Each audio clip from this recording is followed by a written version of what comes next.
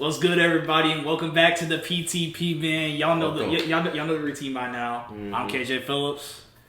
Bryce and Steve. We back at it again. PTP takes. Now, as you guys may know, last time y'all heard our voice in a minute, but we had the college football playoffs happen, and as you can tell where we are, Bryce, you want to take it away? Y'all know the result. So last Monday, January 20th, 7:30, 2025, of course, the Ohio State University captured their 9th national championship when they played Notre Dame. And I'm going to be honest, we were blowing them out, of course, going into halftime and stuff like that. But they rallied back. And even from the first possession, like Riley Leonard leading that drive, I looked at my face. I said, because I looked at my face in my camera, I was like, it's going to be Michigan all over again. Because I was like, they were just going to keep the ball on the ground and just take the time away from us. So I'm like, bruh, we're going to end up losing this because we're not even going to get enough possessions to put Jeremiah Smith, Quinshawn Junkins, Travion Henderson up on the field. But, I mean, we answered and then we rattled them, and that's what we needed. This run, in my opinion, has to be one of the craziest runs you've seen. I get the Michigan loss. I get it, and we were talking about that, which makes it even more poetic, in my opinion. That's more poetic. We were literally talking about the Michigan game on the last podcast, and the way Ryan Day rallied them boys in the locker room, the way they got us together, I don't even know what to say. But I remember really the Tennessee game, and I'm like, this is gonna tell me where we are. We smacked them. So I'm like, whoa. But then, unfortunately, the way the seeding ended up, we had to play number 1 Oregon. In the Rose Bowl. I'm like, okay, so maybe that's the best game we're ever going to play is against Tennessee. And I was like, then we're going to go to Oregon. It's going to be a thriller, and we're going to lose. We smacked Oregon. I was like, oh, my goodness. Jeremiah Smith game. Jeremiah Smith. That's been the name of the whole playoff run for Ohio State. This guy, man. Go ahead and elaborate what you got on Jeremiah Smith. Man, Jeremiah Smith. Now, I know, referring to the last podcast episode as well, I said Will Howard needed to step up for Ohio State in order for Ohio State to make a run. Yeah. In which he did, in a way. Yeah. But we all know the way he did it was giving the ball to Jeremiah Smith. Yeah. He's the best receiver in the country, and if you have to debate it, you're an idiot. If you just didn't see, respectfully, Ryan Williams, great, and that would be my number 2. Ryan Williams is great. Ryan Williams is good. But this dude, Jeremiah Smith's built like Megatron. He's unguardable, obviously, in man-to-man. Ryan Williams is a little smaller, so you can kind of press him at the line. If you try to press Jeremiah Smith, he's going to put you on the sideline and then catch a 40-yard bomb touchdown. And also keep in mind, he's built like this as a 19-year-old, 20-year-old freshman? He's 18. 18-year-old freshman? He's 18. Built like Julio Jones in his prime. What are we talking about as a freshman? I've never seen. And then on top of that, Quinshawn, Travion, two-headed monster. Kind of like the Lions, had Gibbs and Montgomery. Sonic and Knuckles. That's kind of what we had. Yeah. But the way this team rallied together, Will Howard, let's go. Hey, let's go for it. I'll be honest. I'm going to be honest because I'm a real fan. Yeah, let him be. When that transfer notification came through last year, I was pissed. Because we didn't get Cam Ward. That's who I wanted. I'm like, if we get Cam Ward, we'll win the national championship. I see that notification, K-State transfer Will Howard. I said, oh, we're going to win 7 games. That's how I felt until we started bringing the pieces around him.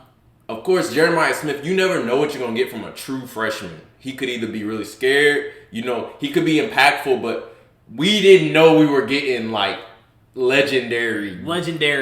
He's once in a generation talent. So the fact that happened and the way our other receivers like Emeka Buka just complimented his game, Ennis is coming, Carnell Tate.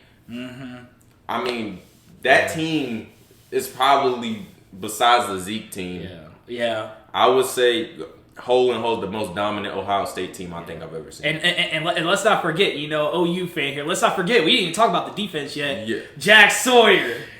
If you're out there, I hear you. Yeah. Strip sack on your former teammate, Quinn Ewers. Because we stopped at the Oregon game. You can go ahead and elaborate on that. I'm about to say, that Texas game, man.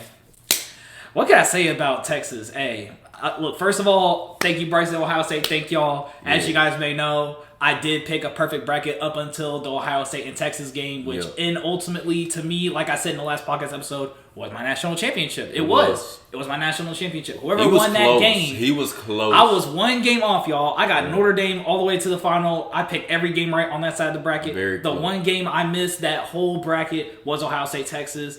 And I don't know, as people close to me know, I was rooting for Ohio State. I wanted to be wrong. I didn't want Texas to win a national championship for my own sake and for Sooner Nation. But at the end of the day, sports bias aside, I had to pick who I thought was going to win it. And in the end, although, I was going back and forth about Bryce, off camera, I was going back and forth on who was going to win between Ohio State and Texas. Absolutely. I obviously had to go with, I thought Texas, had the better strength. And to be honest, they did play a really good game against Ohio State. They were in the game. Although Ohio State did kind of have an early lead. Was Ohio State, y'all got up early? We got up, and then they ended up tying it. Yeah, they did what other Oregon and Tennessee couldn't. We had an onslaught in the first quarter. Mm-hmm. They held us to only 7 points throughout the whole first half to the last play. Exactly. The play, I think the play that made y'all's whole playoff run, obviously, was that, what was it? Was it that Travion Henderson screen pass? That made the whole playoff run. And the thing is, I think if that play doesn't happen, Texas was momentum. I feel like we would have lost that game if we don't score a touchdown. Going into halftime, a minute left, Will Howard at the 20-yard line, and as Chris Fowler stated during the game, Travion Henderson has a chance to have breakout speed. Yeah. Next thing you know, he's running down the sideline into the end zone to increase Ohio State's lead and sneak 7 points away from them going into halftime. And as I think Texas got the ball back, start the second half as well. No, we did. Oh, they did. Yeah. So it was a chance to really steal some points away and really gain the momentum back. Mm. And I think that really made the whole game and really eventually led y'all to get into the national championship and helped y'all win that national championship. And going into the national championship, I just want to say shout out to B. Button Judkins because that man, I'm glad after this whole season, all the preseason hype he had. He didn't, obviously he had a two-headed monster, so his talent was kind of shaded away just because he was a part of the two-headed monster. But in that championship game, he went out first half. I think he had 3 total touchdowns in the first half. And can I say something, Quinshawn? Go ahead. Great performance, but my God, you got walked on that 80. What was it, 70 yards? 70 yards. Well, we thought you were gone. All of a sudden, the monkey got on your back with 20 yards to go. If we didn't score a touchdown there, I was going to cuss you out. But anywho, Quinshawn, hell of a game. Jeremiah Smith, even that where he just walked into the end zone, that was so disrespectful. You see how but do you see the presence he has as a freshman? Freshmen don't act like this dude. I agree. It seems like he's been playing for 3 years. Mm-hmm. This dude has got to be one of the most special talents. And you got to think, we had Marvin Harrison last year. We had Smith Njigba. I mean, all this talent. Garrett Wilson as well. Chris Olave. And the list could go on and on. Terry McLaurin, who just made an NFC title. I don't even think they were as poised as Jeremiah Smith is at their age. I mean, it's special, man. And this might be an early season, preseason hot take, way too early hot take here. Go ahead. Jeremiah Smith will be a Heisman finalist next season. And I like that. And it'll be tough. It'll be tough because they like to be biased towards quarterbacks. Mm-hmm. Now, granted, Travis Hunter and Genty kind of broke that trend, but it seems like that only happens every once in a blue moon. So I feel like a quarterback would ultimately win it, but I wouldn't be surprised if Jeremiah made it to New York. I wouldn't be surprised if he had a Devontae Smith year next year. It don't matter. Think about it. It don't matter because Devontae Smith won the Heisman with, was it Mac Jones throwing on the ball? Yep. So Mac Jones throwing the ball, right? All you need is someone that could get him the ball. And now I know Ohio State. What y'all's QB situation looking like? Julian Sands. So he's actually a dog. He's been waiting his turn. He's transferred from Alabama. I really like him. For some reason, his release is just ridiculously quick. I watched some film the other day from practice, so I'm really excited for him. But This goes back to, I just want to apologize again. Will Howard, I'm sorry. This dude, think about it, bro. We had C.J. Stroud, Justin Fields, and he won a title. Will Howard, out of all people, won us a title. Will Howard, out of all people. Will Howard.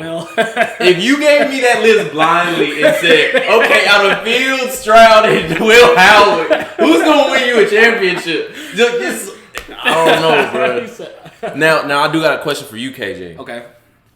After, we talking about Ohio State and stuff winning the Natty, but all said and done, 12-team playoff, how did you feel ultimately about it? Do you think seeding should change now that it's over, or do you think, what changes do you think should be made next season? So, going into this question, I think that the playoff system, for the first year, it wasn't that bad. It wasn't that bad. Obviously, it wasn't perfect, Yeah, I mean, there was mismatches in the first. Yeah, a lot of complaints, mismatches in the first. Yeah.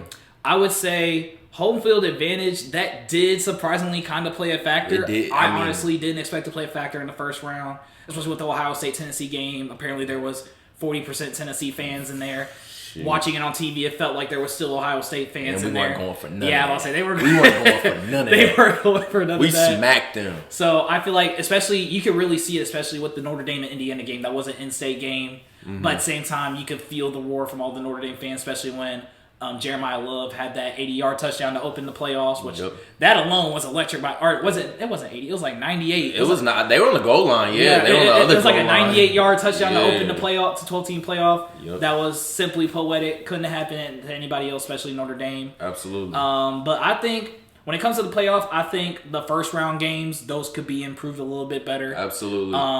It's matchups wise. Like this year, and I go back to this, even though State won it. Why was a team that they beat when Penn State higher than them, seeding wise? Mm-hmm. Why was Notre Dame a higher seed than Ohio State? Mm-hmm. Like, are you kidding? The seeding's got to change next year. The buys, let's talk about that, where every single team with a bye lost. Yeah. Including the number one team going into it. Which I did state during it, that it is hard to beat a team once coming off a bye, playing a team that also came off fresh off a game. Absolutely. So, I mean, I think one of the ways that maybe you could salute it is honestly just taking the pool and randomly drawing. Yeah. Which, I mean, that kind of doesn't, factor in conference championships and reward them. Uh-huh. But maybe that gives you an automatic, bid into the playoff, and you just have at-larges. So it kind of is technically kind of rewarding it, but at the same time not. Because I know in some other sports that they really just take all the people that qualify for the tournament, postseason tournament, put them into a bowl and just randomly drew, which that kind of keeps the element of surprise, but it could also lead to bad draws. Mm-hmm. Yeah, so when it comes down to really picking a right way to pick the system and make it fairly, but also keep the games entertaining, I feel like obviously that's obviously something that's going to take years to experiment. Absolutely. But I feel like this year it wasn't that bad. I mean, I don't think it was that bad. Bryson, what are your thoughts on it? I believe, it was an experiment period. I mean, even with the 14, we didn't know what we were going to get. We only had two matchups, semifinal and final, so that's less room that you have to make a mistake. Mm-hmm. So this year, I mean, you got to. Now, okay, I will say this. The schedule, like the fact that the conference championships are like almost a month and a half away from the championship, that's kind of crazy. Mm-hmm. Like the Big Ten championship was like December 6th or something. Mm-hmm. The national championship game was January 20th. That's kind of nuts. Like, and so I would say the timing needs to be kind of crunched down. Especially since you're trying to compete with the NFL, you don't want to overlap. Yeah. Because that's what happened this year. The wild card, the weekend was that week, and then it was the national championship on Monday. Now, how do you feel about the national championship being on Mondays? Would you want that to change? Obviously, I want that to change. I do. I mean, the Super Bowl is played on a Sunday. Why can't national championship be played on a Saturday? Yeah, that's college football's day. Like, it's college football's day. It's literally college. And not only that, it's just like, one of my fears, actually, I was talking to somebody at work about this today, but I felt like the timing was sort of okay because wild card weekend, as long as it doesn't interfere with wild card weekend, absolutely, that's fine. Like, literally, for me, going from, Saturday to Sunday to Monday, it was like, okay, like, it felt kind of refreshing, but at the same time, I could understand why people are saying that you don't want it to interfere with wild card weekend, even though it kind of really didn't interfere with it that much. I mean, obviously, NFL plays on Monday. I'm messed up. But it's not wild card. It wasn't wild card weekend. Oh, it's divisional? Yeah, because wild card weekend the week before my Vikings. We're not gonna talk about that. We're not gonna. That's for the next episode. My poor Vikings. But anyways, so I think it was divisional weekend actually. So the national championship was divisional weekend. Even so, same thing where you don't want it to interfere or overlap. But my biggest thing is let college football have its day. Just like you said, the Super Bowl's on Sunday. College football should be on Saturday. You know how many people watch a Saturday night national championship? Like Monday night, we're all have work the next day. Like who's staying up for that unless you're a diehard or you just like both teams in it. So I honestly think it should be on a Saturday. Yeah, I think I like that too. And just going forward, I mean, I take back everything I said because it was divisional round. It was. As long as it can be like wild card weekend, maybe like right before would be optimal. Because you want it to be separate from NFL, so that means okay, college is over, now it's time for the big leagues, and then it's all eyes on the big leagues. Because that attracts your audience more is if you had your football separately instead of on together on the same weekend. Yeah. So that's all I got for that. But Bryce, I know you wanted to touch on this topic. So as it was stated, I don't know if you guys saw the playoffs or even college football season overall. There was a big debate about the oh-so-great SEC and how there was a pretty down year for them this year. Only having 3 teams make the playoff, I believe, and then 2 advance, make it far. Georgia didn't really last. Obviously, Texas lasted barely. So, Bryce, I know you want to say something about the Big Ten competing for the SEC as the title of the best conference in football. You know, I went into this thinking I was going to go off, but I'm not. Because I just need the respect. I mean, as much as I hate to say it, our arch rival was the national champion last year. You got back-to-back Big Ten championships. The Big Ten champions that are national champions. So my biggest thing about that is, when are we going to stop just slurping the SEC every year? There's other conferences. And then on top of that, the Big Ten had the most teams in the playoff. You forgot IU got in, didn't you? I mean, my thing is, too, times are changing. And people don't like change. And I'm going to respect the dominance because I would be wrong. Because Ohio State, when people talked about, State wrong, I'm like, hey, look in the past. We're a dynasty. SEC is a dynasty in college football. No one said that. No one's not saying that. Yeah. But my thing is, let's put respect on the Big Ten. That's all I'm asking. Stop saying, oh, if it's not the SEC getting in the last 2 spots, we're not watching. Okay, I mean, they weren't good. Alabama, you saw what happened in that bowl game. Who they lose to? Who did they lose to? The rematch of last year's Rose Bowl. Let's talk about that domination of the Big Ten over SEC opponents in the bowl games. I mean, it was straight domination. Oh, it was only off year. No, I mean, I think times are changing. Transfers done caught up to the SEC. Expansion has allowed more opportunities for NIL. The Big Ten to expand and get better teams, and they really got the better teams, especially since, think about it, as the Pac-12 was deteriorating, where'd most of those teams go? And they had a lot of success last year in college football. I think at one point they had half the conference was ranked. And also that whole narrative, State, they'll beat every team but an SEC team. Man, we took out 2 of y'all on the way to our national championship. And we got an ass beating coming the first game of the season next year when Arch Manning comes to the shoe. So, excuse my friend. But for the kids out there. Yeah. Arch Manning comes to the shoe next year. First game.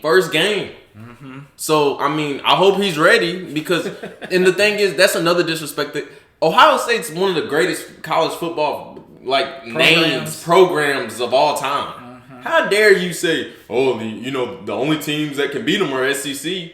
What happened? Our last national championships, there only been 2. We beat Alabama on the way there. This year we decimated Tennessee. Texas held us, but then we pulled away. What do you want? Yeah. Respect the Big Ten. Yeah. And then also, how many SEC teams were in the national championship? Oh, okay. Was it like that last year? Oh, okay. Like, come on, Yeah, bro. I would like to mention, as a fan of the SEC team, we did have the referees in there, so that's our only relevance. That's our only relevance of the college football playoff in the national championship. But Oklahoma another point I wanted to make was who won the Heisman last year? Do you know, or do you remember? Who won before Travis Hunter? Yes. Oh, Jaden Daniels. Because I wanted to say that I think this is one of the first times in a long time, if you really sit down and think about it, this is one of the first times in a long time that an SEC player or team hasn't made either a national championship or won a Heisman. Because you also got to think about that as well. Because think about it. Before it was Travis Hunter, Jaden Daniels, I don't want to have that conversation. Devontae Smith. I mean, the list could go on and on. I don't want to have that conversation. And then think about it. Before that, Georgia win national titles. They didn't have any in New York? They didn't. No. They didn't. Y'all, so, because it went Hunter, Genty, Cam Ward, and Dylan Gabriel, a Big Ten quarterback. I don't want to hear from you. I don't want to hear. No, times are changing. Just accept. Times are changing. Get the hell out of here. I'm so tired of the SEC bias. It's not even funny. And this is no offense because they just got there, so technically I don't really categorize Oklahoma yet as like just a cemented SEC team. Texas. Yeah. Which is also embarrassing because expansion teams came in and ran that conference. So, I mean... I can't even keep an expansion team win our conference. I don't know what happened with that, bro. So, I mean, when it comes to the state of college football, I think times are definitely changing. Yeah. Especially with the years of expansion is growing upon us. Yeah. Obviously, impacting this year, you saw a bunch of expansion teams win their conference. I won't say pretty easily, but they came in and ran their conferences. They came in and competed for the top. You had people like Travis Hunter, Ashton Genty, teams that didn't really come from big name programs. Well, they are big name a little bit, but they had to make them at smaller markets and smaller football programs. Mm-hmm. They came in and made a name not only for the programs but for themselves and changed the way of the sport. And I think this year definitely was a year to remember, and that will be very pivotal within the history of college football, especially since given all the history that happened in the offseason, all the expansion teams, all the teams that moved conferences. I think this is the start of a new wave, a new era of college football. And I think it's good. I mean, it's and of course, as history repeats itself, of course, Ohio State had to be at the helm of it, winning national championship, obviously from the 14 playoff. I know. Change that 2 to a 1, and we all know what happened last time. Yeah. So, every 10 years, every time college football changes, Ohio State had to be at the beginning of the forefront. But, so Bryson, before we wrap up this quick episode, I wanted to touch with you about, I know some of the schedules already came out for college football next year. Yeah. So let's get your way too early, super early teams to watch, players to watch, especially after this whole season. Just a wrap up of the 2024 season, your analysis, and any players to watch out for, any teams to watch out for. Maybe even a way too early national championship contender. Yeah, I was talking about Texas, but Texas, I feel like wins the SEC next year, and you just got to be real because you got to think. Even with Bama and Georgia having it down, you think they're not gonna come out? Bama's quarterback. Because even with Milroe, they were like okay. They were okay. Georgia, no. No one's scared of that dude who was playing against Notre Dame. No. So then I think of Texas. So I think Texas is a team to watch. Okay. I'll put Oregon there. Oregon got some talent coming in. They got some revenge coming too. Oregon's got. I want to say Penn State, but I know you're gonna let me down. I know Penn State. Actually, the fact Penn State kind of came out of your mouth, that's actually a step ahead in the right direction. Y'all got our defensive coordinator somehow. I don't know. Y'all can have him. We beat you 8 straight times. We own you. But I think Penn State, they got the playoff under their belt, so veteran-wise, they'll be back. What about outside the SEC and Big Ten? Because that's going to be the biggest question mark is outside of maybe Notre Dame. I guess. But Notre Dame, Marcus Freeman, I respect what he's done with that program. Marcus Freeman, shout to Marcus Freeman. Yeah, if Notre Dame can get like another solid quarterback and stuff, they'll be all right. Yeah, unprecedented run, making it to national championship. I'm going to keep it Gosh. Actually, I know you said stay out the SEC, but one team I forgot, I believe in Florida. I think. Wow, that's a really super hot take. That's a crazy hot take early. DJ Lagway is about to be a problem. I just have a feeling DJ Lagway, and then South Carolina. Beamer ball. Lenoris Sellers is coming. Beamer ball. He's coming. But outside the Big Ten and SEC, I think Louisville, they at least go to the ACC championship. And that would mean they would have a chance to make their very first playoff. I think the Louisville Cardinals have a legitimate chance of going to the college football playoff next year. I do agree. I really do. I do agree. I really do. And that's not... They gonna think the bias. No, I swear. Yeah, I'm about to say yeah. So. I swear. They're literally like... They don't lose to Stanford this year. They're in the conversation. They beat Clemson. They beat a team that made it. Yeah, that's true. That is true. I'm being real. They were toe-to-toe with SMU. Who did make the playoff. Who didn't make it. Who did make the playoff. Miami. I mean, Miami was just on the outside looking in. Literally, like the second team out. Louisville was there, so I think Louisville, with who they have coming back. Miller Moss coming in. I can't lie. That'd be my wild card. Wild card, okay. That'd be my wild card. Louisville. I would say some of the teams that I would also watch out for. Same teams as Bryson said, pretty much. I would say, even though he doesn't want to say it, the Jeremiah Smith factor does play a favor. Oh, we know. I didn't even say it. I didn't say it on purpose because I don't want to just be an Ohio State podcast. But of course we're gonna be back. Yeah, I'm about to say Ohio State is gonna come back and give a chance at their title to defend it. And we got back to back on our minds. I would say that when it comes to any team outside of the SEC or the Big Ten, honestly, I'm gonna actually go with this. Might be actually kind of a hot take. What are you about to say? I would say my wild card, honestly, is gonna be someone from the Big 12. I would say, honestly, maybe a Utah. Maybe a BYU could sneak in there. They could. I mean, the Big 12's so watered. Maybe it's even watered down. Maybe even Arizona State, because they have to have somebody representing, right? Is that true? I mean, yeah. They have to have a Big 12 champion. Yeah, but I'm saying like at least like a team out of there that I would say maybe even Colorado. You believe in the dude coming in? I would say that they're losing a lot. They are losing a lot, but I think when it comes down to it, the team that will be representing the Big 12 is either Colorado or Arizona State. That's just my opinion. That might be a way too early hot take, but I think that either one of those programs, especially with Arizona State, I mean, they really were what was it?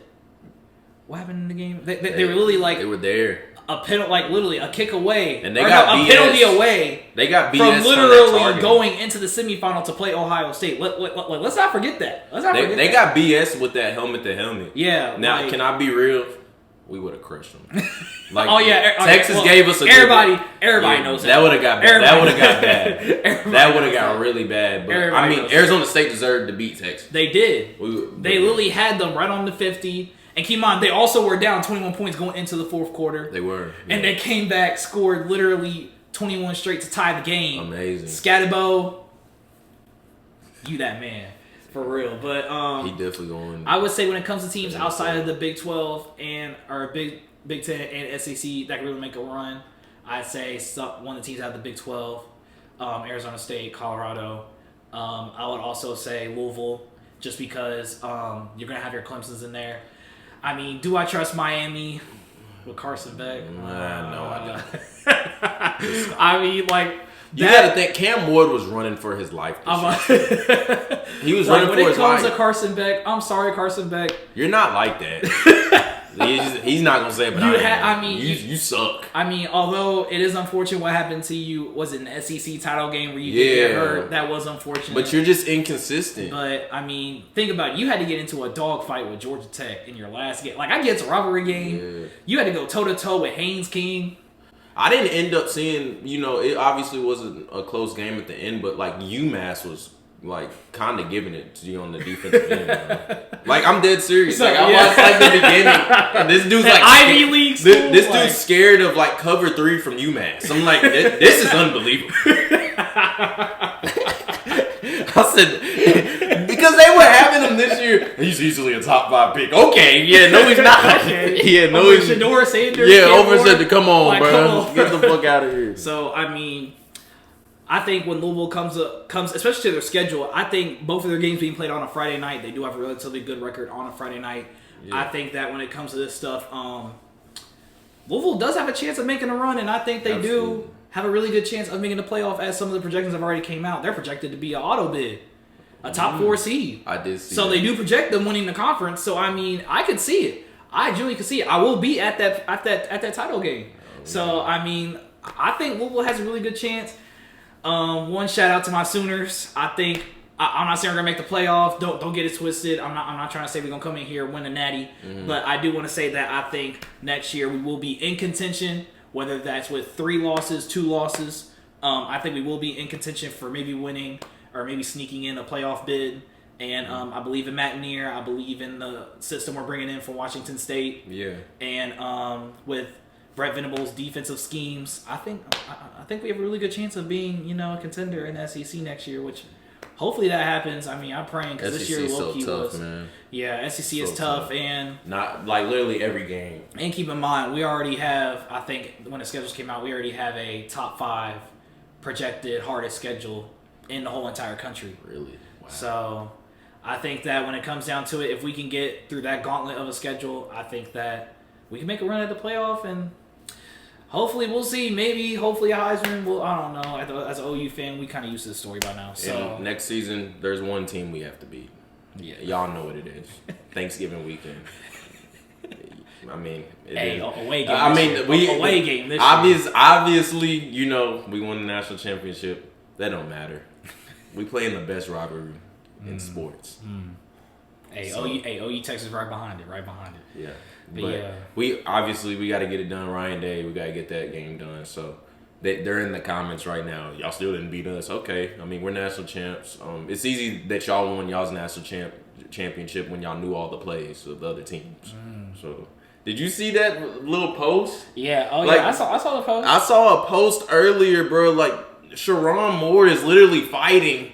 Like, man, I hate Connor Staff. Like, he messed y'all up. Y'all are cheaters. Like, really, y'all should have it stripped, but I'm not. I'm gonna let my bias get out of here. But yeah, there's one game we gotta win. So yeah. All right, y'all. That's gonna wrap up the wrap up of the 2024 recap and playoff recap. Appreciate y'all watching. Appreciate y'all. Make sure y'all like, comment, subscribe if you're on YouTube. Make sure y'all follow us on PTP Takes on Instagram. And make sure you guys leave comments for whatever you guys want to hear us talk about next. We will be covering NFL, college basketball. All that will be covered soon. We're going to have our Super Bowl preview, so let us know in the comments any questions y'all want us to answer, any predictions y'all want to see us make for that game. I mean, it's going to be a really good game. Yeah. Sports is coming up, especially in Louisville since we're actually good at basketball. So it's about time that we have something exciting to talk about in Louisville and on this podcast. So appreciate y'all. And Bryson, you got anything you want to say before we get out of here, man? Signing off, national champion. IO, long time coming, 10 years. It's been a decade, but I'm just happy to live in this moment. That's what I gotta say. Hey man, appreciate y'all. Love y'all. PTP signing out. Yes, sir. Yo.